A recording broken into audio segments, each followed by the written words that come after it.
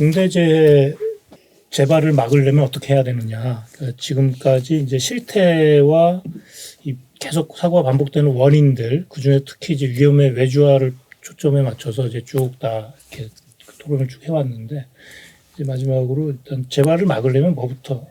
아까 이제 원인을 얘기를 하면서 이제 고용 구조도 바꿔야 되고 이제 여러 가지 얘기들이 나왔는데, 그 실제로 실효성 있는 재발 방지 대책이 되려면 좀 어떤 것부터 시작이 돼야 되는지 그런 얘기를 좀 해봐야 될 것 같습니다. 참고로 저희는 일단 지금 하는 아카이빙 작업이 그냥 사고가 났다. 그 다음에 이제 언론에 단신으로 뜨고 그 다음에 잊혀져 버리고 이제 그렇게 되는 게 아니라 그 사고를 영원히 어떻든 기록으로 남겨서 사람들이 기억하게 하고, 그래서 아까 이제 말씀이 나온 것 중에서 이제 위험에 대한 민감성, 그런 것들을 좀 계속 높여내는 게 출발점이라고 저는 생각을 합니다. 그리고 최대한 어떻든 요 사고 하나하나에 대해서 그 죽음이 헛되지 않도록 이제 기록하고 기억하는 거를 이제 저희는 지금 하려고 하고 있고요. 제가 이제 저는 이제 안전 담당을 노조에서 한번 경험해 본 적이 있었는데, 공부를 하면서 우리나라의 산업안전보건법은 나름 그 당시만 해도 나름 이렇게 좀 촘촘하게 되어 있다고 생각했었는데, 현실에서는 거의 지켜지지 않았고, 또 이것이 왜 이렇게 안 지켜지는지, 그 당시 제가 이제 정규직이 주로 많았을 때 제가 그 안전 담당을 했었는데, 도대체 이게 안 되는 거예요. 그래서 왜 안 되는지 그 당시 잘 몰랐는데, 이제 우연히 유럽에 있는 자료를 번역한 자료를 봤어요. 눈이 확 뜨여졌었어요. 이게 다르구나, 완전히. 개념 자체가 달랐고 시스템 자체가 완전히 달랐다는 거죠.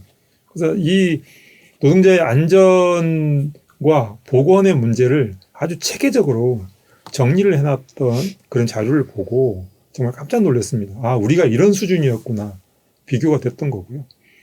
그리고 그 뒤에 이제 그 조선 산업이 좀 약간 그 안 좋아진 징조가 있을 때 이제 해양 이 프로젝트들이 굉장히 많이 수주가 되고, 그 과정에서 이제 주로 해양 프로젝트는 유럽에서 이 발주들이 많이 있었습니다. 조선도 사실 유럽에서 많이 발주하긴 하지만, 특히 해양은 석유회사들이나 이런 데서 발주를 하면서, 그쪽에서는 이 발주처에서 사고가 발생하면 이게 무슨 책임을 묻는 그런 해당 국가에서 이 책임을 묻고 그 부분에 있어서 관리를 제대로 하라고 하는 그런 규칙이 있나 봐요. 그러니까 거기서는 이제 공사를 발주하면서 이 그 품질 담당자만 와서 이제 조사를 하는 것이 아니라 안전만 전문으로 담당하는 감독관을 따로 배치를 하는 거죠. 그러니까 이 사람은 다른 거 안 봐요. 딱 안전만 보는 거예요. 현장에 딱 와서 불안전한 작업이 진행된다 그러면 작업 중지. 무조건 작업 중지. 아예 그 작업 못 해요. 그 문제 해결될 때까지 아예 작업 못 합니다. 그렇다 보니까 이 작업을 이행하려고 정말 내가 일부러 떨어지려도 떨어질 수 없는 그런 안전 난간대, 그물망, 촘촘히 짜여지고, 심지어 족장 사이가 어쩔 수 없이 어떤 장애물에 의해서 좀 벌어지면 그걸 플라스틱으로 다 막는 거예요. 저는 그냥 그런 거 보면서 정말 안전을 어떻게 해야 되는지를 이미 현대중은 다 경험했어요. 근데 그것은 해양에서만 그렇게 감독관이 촘촘하게 작업 중지를 때릴 때는 지켜지고, 조선 쪽에서 그렇게 촘촘하게 작업 중지가 이루어지지 않으면 안 지켜지는 거예요. 이게 이런 과정을 보면서 결국 작업 중지가 모든 것의 해법이다라고 생각을 했었거든요.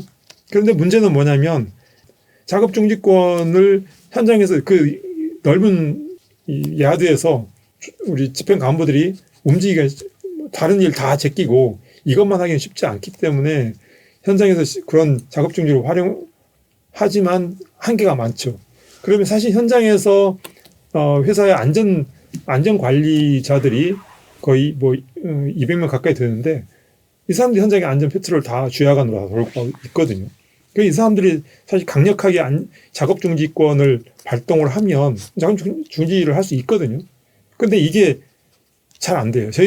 저도 이제 현장에 나가서 보면 그런 작업 중지가 제대로 이루어지지 않고 오히려 이제 생산에 큰 장애가 없는 정도로 이게 일을 진행한다는 거죠. 거기다가 이제 하청이 이제 많아지면서 실은 이제 이 문제가 답이 안 나오는 거예요. 원청의 안전관리자, 그다음에 하청의 작업 안전관리가 제대로 안 되는 이 전체 과정들이 사실은 아까 이제 현명 국장님께서 말씀하셨던 것처럼 처벌이 제대로 안 되기 때문에 사실 안 지켜도 크게 손해보는 게 별로 없으니까 당연히 도둑 작업을 하는 거죠. 안 지키고 슬쩍 빨리 이렇게 작업을 하니까 그 과정에서 이런 일들이 마구 벌어지고 있는 거고, 사실 관리를 위해서 무슨 뭐 현장의 안전 관리 시스템을 갖추고 그다음에 위험성 평가를 하고 뭐 오만 여러 가지 시스템을 다 갖춰도 결국에 제일 중요한 가장 일선에서 사고를 당한 사람은 누구냐, 바로 노동자거든요. 노동자가 사고를 당하는데 이 노동자가 내가 하는 이 작업이 어떻게 해야 안전하게 일할 수 있는지를 훈련을 해야 돼요. 내 몸이 현장에서 안전하게 작업할 수 있는 시스템으로 딱 이렇게 움직일 수 있도록, 내가 작업에 집중하더라도 그런 작업 공간과 작업 공정이 그렇게 이루어질 수 있도록 해야 되는 거죠. 그런데 그렇게 돼 있지 않다는 거죠. 아까 그 고용 구조에서부터 시작해서 모든 것이 다 출발하는데 그 과정에서 교육 제대로 받지 않죠. 그다음에 지속적인 훈련 제대로 받지 않죠. 오로지 물량만 처리하는 이런 고용 구조, 그다음에 작업 방식, 이런 빠듯한 공정 처리, 이런 전체 과정이 존재하는 한은 이 중대재해는 막을 수 없기 때문에 지금 현재로서 이것을 막을 수 있는 가장 중요한 것은 안전하지 않으면 작업 중지를 강력하게 때리고 그에 대해서 산업안전보건 법규를 위반하면 강력하게 처벌하는 것. 이거 외에는 현재는 방법이 없다는 거죠.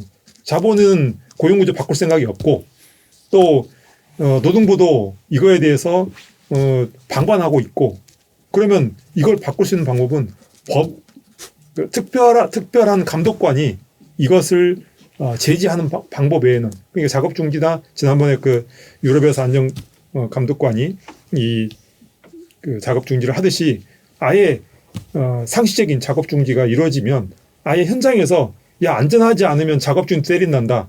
그러면 그리고 작업 중지만 되는 것이 아니라 인사 조치까지 당한다. 이렇게 되면 자기들이 생산보다는 안전을 왜냐하면 처벌받지 않기 위해서, 아니면 작업 중지로 인해서 손해보지 않기 위해서 더 열심히 할 수밖에 없는 거 아니냐. 저는 이렇게 생각합니다. 그래서 이 작업 중지가 오히려 훨씬 더 강화돼야 되고, 이 강화된 과정이 조치가 우선 빨리 이루어졌으면 좋겠다. 특히 제가 노동조합에서 노동부에 얘네 한 6개월, 한 3개월만이라도 현장에 이 작업 중지권을 가진 안전 감독관이 상주해라.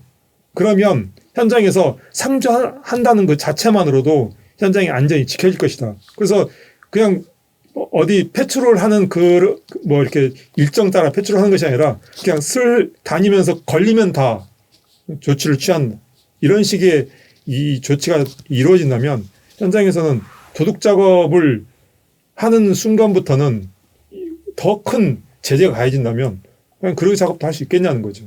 그래서 저는 이 현장에서 노동자들이 내가 이런 잘못된 작업이라는 것을 노동조합에 신고하고 또 감독관에 신고하고 현장에서 안전 작업이 이루어질 수 있는 여러 가지 시스템들이 만들어지고 강력하게 조치될 수 있는 구조들이 만들어져야 된다. 저는 이렇게 생각합니다. 저는 크게 세 가지로 좀 나눠서 보면, 우리 현장에서는 위험을 줄이는 게 중대재해를 막는 방법이라고 보는데, 일단은 사업주가 해야 될 역할들이 어쨌든 기업 경영에서 안전보건 문제가 중요한 의제로 자리 잡아야 되고 또 결정되고 또 집행될 수 있도록 해야 되는 문제가 있다고 생각합니다. 그리고 그런 걸 통해서 안전보건 관리 시스템이 좀 자리 잡을 수 있어야 되고, 반면에 이제 반복적으로 나오지만 위험 작업대 노동자들이 작업을 거부할 수 있어야 되고 작업 중지를 해제하는 과정에 노동자의 의견은 지금 청취가 되거든요. 근데 노동조합의 의견이 반영이 안 되고 현종지부 관련해서는 노동부가 전혀 비협조적으로 해서 임시산부인을 중대재해가 발생하면 중대재해에 대한 대책, 원인과 대책을 산업안전보건위에서 논의할 수 있습니다. 법률적으로. 그리고 관례적으로도 임시산부인을 신속하게 열어서 거기서 재발방지 대책까지 마련이 되고 그게 반영된 그 작업 개선 계획서가 노동부에 들어가서 작업 중지가 해제돼야 되는데 지금 노동부가 산보이 개최에 대해서 임시산보이 개최에 대해서 신경을 안 쓰기 때문에 노조는 계속 사측에 임시산보이 개최를 요구하고 회사는 노동부 태도를 알기 때문에 임시산보이 안 열고 자기들이 개선 계획서 내고 작업 중지가 해제되고 있는 상황이거든요. 그래서 위험 작업에 대한 이제 노동자와 노동조합이 참여할 수 있는 권리들이 확대되는 부분이 필요하다라고 좀 말씀드리고 위험의 외주화 문제는 2019년에 국가인권위원회에서 지금 개정 산업안전보건법의 도급금지 대상은 너무 협소하다라고 했어요. 그래서 저희는 이미 10년 넘게 이게 아마 현종으로 봐서는 2003년도에 현종 사내하청 노동조합이 출범을 했는데 그 이후로 줄기차게 중대재해가 발생할 때마다 그 하청 노동자들 사용 금지를 요구해 왔는데 그래서 이 산업안전보건법의 도급금지 대상에 조선하청 노동자 들어가야 된다라고 생각이 듭니다. 그리고 계속 얘기가 나온 것처럼 고용구조를 바꾸는 부분이 사실은 위험의 외주화 문제를 또 풀 수 있는 중요한 방법이다라고 생각이 들고요. 그 다음에 중대재해처벌법이 내년 1월 27일부터 시행이 되는데 사업주, 경영 책임자, 법인에 대한 처벌 문제가 이제 핵심인데 그 현대중공업 그 대표이사뿐만 아니라 경영 책임자 아까 이른시 하면서 전기선에 대한 막 분노를 터뜨리는 희망퇴직 노동자가 있던데 실제 이제 본사에 있는 경영 책임자들이 중대재해 발생 시에 책임을 질 수 있도록 실제 법 집행이 이루어져야 된다라고 생각이 들고요. 그거를 고민하면서 지금 현재 진행 과정에서 굉장히 우려되는 부분이 경찰과 검찰에 있습니다. 일단은 경찰은 울산 동부경찰서가 정말 현대중공업의 하수인이라고 저는 생각이 드는데 2014년에 정범식 노동자가 작업 중에 에어호스에 감겨서 사망했을 때 목격자가 없다는 이유로 자살로 경찰이 몰았습니다. 그래서 5년 4개월 동안 노동조합, 노동자, 유족들, 저희 지역 노동자들이 함께 투쟁해서 5년 4개월 만에 이거를 산재로 인정받았는데 사실은 경찰이 현대중공업 중대재해의 산재 은폐를 도와줬거든요. 근데 이번에 9월 30일 날 그 굴착기 사고 났을 때 단순 교통사고로 몰아가면서 유족한테 교통사고 운전자하고 빨리 합의해라 라면서 계속 회사의 산안법 위반에 대해서 외면하고 운전자가 가해자다. 그러니 저 사람하고 합의하라는 걸 굉장히 압박을 넣었습니다.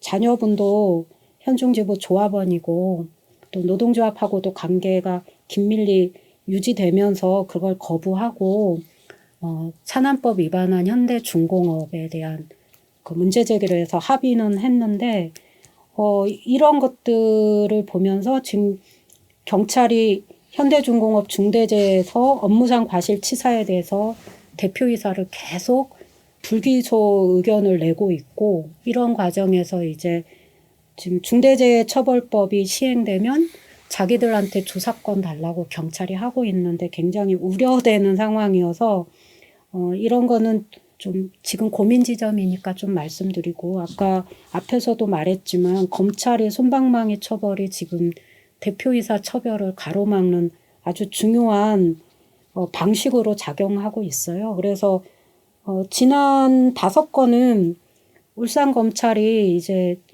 한영석 대표이사를 불기소할 수 있었죠. 왜냐하면 불기소 결정했을 때 노동조합이 그거를 항고 재항고를 하면서 끈질기게 그걸 갖고 문제 제기하기에는 현안들과 또 내부에 너무 많은 투쟁 사안들이 있다 보니까 굉장히 어려움이 있었는데 저희가 이번 과정을 통해서 중대재해울산본부는 만약 검찰이 한영석 대표이사에 대해서 불기소를 결정한다면 항고 재항고 다 준비를 하고 있습니다. 그래서 한번 끝까지 좀 가서 이 검찰이 솜방망이 처벌 관행을 저희가 좀 해결하려고 하는데 어쨌든 이런 과정들이 중대재해에 대한 사업주 처벌 문제 밑에 깔려있는 문제들이기 때문에 지역에서는 이런 문제들 함께 해결하면서 실제적으로 사업주 그리고 이제 본사의 경영 책임자 예까지 처벌을 좀 물어서 중대재해에 대해서 이제 실질적인 안전 문제를 기업 차원에서 그 문제를 중요한 자기의 문제로 인식하고 해결할 수 있도록 강제해야 중대재해 문제를 좀 풀 수 있지 않을까 뭐 그렇게 생각합니다. 지금은 뭐 주간연소 2교대제로 변했지만 자동차가 주야 막교대에 근무를 할 때 노동자들한테 왜 야간 근무가 위험한데, 그러니까 뭐 발암 물질이라는 기록까지 있는데, 그러니까 야간 노동이 위험한데 왜 계속 해왔냐라고 했을 때 자신들은 한 번도 야간 노동이 위험하다는 이야기를 들어본 적도 없고 생각해 본 적도 없다고 답변을 했었어요. 마찬가지로 그 김영균 노동자 사망 사고 나고 나서 발전소 들어가서 하청 노동자들한테 컨베이어 벨트가 이렇게 빠른 속도로 움직이는데 왜 그 밑에 가서 작업을 하냐 위험한데 라고 했는데 이 작업이 위험하다는 생각을 한 번도 해본 적이 없다. 왜 회사에서 이 작업을 하라고 했으니까 당연히 어떤 안전하겠다고, 그러니까 위험하다는 생각, 위험한 일에 설마 우리를 그러니까 그렇게 몰아넣겠나라는 이야기를 했던 거가 기억이 나거든요. 그러니까 위험하다는 인식을 하는 게 먼저 중요한데 현장에서 그거는 어떤 작업들이 위험한지, 위험하면 어떤 안전 조치가 뒤따라야 되는지에 대한 그러니까 교육과 훈련과 뭐 인식이 필요한데 그건 단지 교육 훈련만이 아니라 그러니까 조치가 필요합니다. 대안이 없이 위험하다는 인식은 할 수가 없어요. 그러니까 어떤 작업들이 위험하다면 이런 조치가 있겠구나라는 것들이 시야 안에 들어와야지만 노동자들은 그것이 위험하다고 인지를 하고 적극적으로 해결을 합니다. 그러니까 가령 원청의 정규직 노동자가 어떤 위험한 작업들이 있을 때 자기가 작업하지 않고 그러니까 뭐 노동조합에 전화한다거나 아니면 이거 위험하다고 알릴 때 그거는 내가 그거를 알릴 수 있을 때 해결 가능하고 나한테 불이익이 없다고 생각을 하기 때문에 그런 조치를 하는 거죠. 근데 하청 노동자들은 그렇게 못 하잖아요. 그거는 위험하다는 인식이 불평등하게 지금 그러니까 할당되고 있기 때문이에요. 그렇기 때문에 이 문제를 사실 고용구조에 대한 문제도 이야기를 했지만 그와 동시에 이 위험하다는 인식이 교육을 강화해서의 문제가 아니라 그러니까 대안이 공평하게 고르게 지금 적용되고 있는가, 대책이나 조치가 공평하고 고르게 분배되고 있는가라고 하는 문제로부터 접근을 해야 되고 그것이 작동되지 않으면 전체적으로 안전보건 시스템상의 문제다라고 하는 차원에서 원청의 책임을 저는 물을 수 있다는 생각이 들거든요. 그런 면에서 이제 당장에 할 수 있는 거 2가지를 제안 드린다면 일단 원하청 공동 산보이나 아니 원하청 공동 안전근로협의체를 하는 게 굉장히 중요할 것 같습니다. 그러니까 기존에도 원청과 하청 업체 소장들끼리는 관리자들끼리는 이제는 뭐 협의체를 구성했는데 제가 말씀드리는 거는 지금 공공부문에서 기재부 지침으로 작동하고 있는 원청의 사용자, 하청 사용자, 원청 노동자, 하청 노동자가 참여하는 원하청 공동 안전근로협의체예요. 여기서 하청 노동자들이 자기 위험에 대해서 분기별로 이야기를 하게 돼 있어요. 다만 이게 이제 원화청 공동 산부인이라고 하는 차원으로 지금 제도화되지 않았기 때문에 이런 제도화가 필요하지만 그런 사자협의체를 구성하고 논의할 필요가 있다. 그 안에서 뭐 아까 작업중지권에 대한 문제든 위험성 평가에 대한 문제든 이런 문제들을 직접적으로 노동자 당사자가 그 제도적인 이 울타리 안에서 이야기할 수 있는 구조를 만들어야 되고 공공부문이 그렇게 시행하고 있으니 사실은 이 중대재해 사업장들도 저는 확대될 필요가 있다는 생각이 들고요. 그 전에 현대중공업처럼 그러니까 중대재해 사고 빈번한 사업장에서 전향적으로 이 기업 차원에서 검토를 했으면 좋겠다라는 제안이 있고요. 두 번째는 제가 이제는 이 노동조합에서 작성한 사고조사서 안전공단에서 작성한 재해조사 의견서, 그다음에 사측에서 작성한 사고조사서를 봤는데 이 특히 그러니까 안전공단하고 회사에서 작성한 사고조사서는 재발 방지 대책보다 사고 원인이 굉장히 부실하게 작성이 되어 있어요.